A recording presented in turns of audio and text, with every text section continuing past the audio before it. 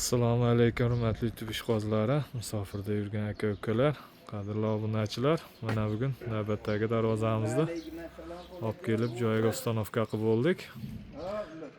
Darvozamiz Andijon viloyati Andijon tumani Yangiobod qishlog'iga olib kelib o'rnatdik.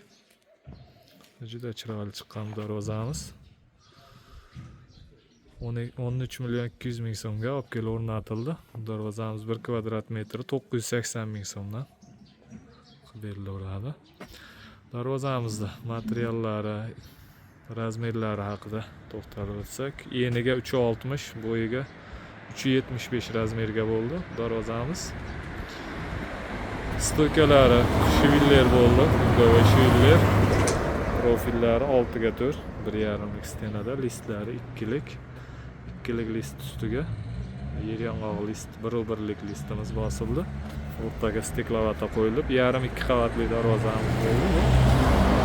Darvozamiz orqa holatlarini ko'rsatib o'tsak, zamoglar o'sha har doim o'rnatilgan, yaxshi xizmat qilib kelayotgan zamogimiz. Orqa holatlari, mana orqa holatlari ham tekis, plotniy bo'lib, juda chiroyli holda o'rnadi. Zatorlar o'sha center zator, mana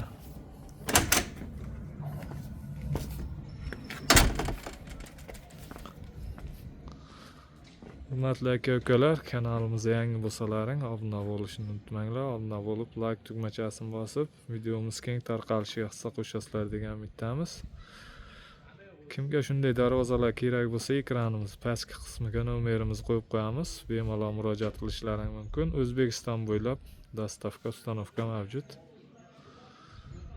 Doim kuzatib boringlar. Keyingi videolarimiz kraska sepish, kraskadan oldingi holatlarni ham qo'yib borishga harakat qilamiz. Doim sog' bo'linglar, salomat bo'ling.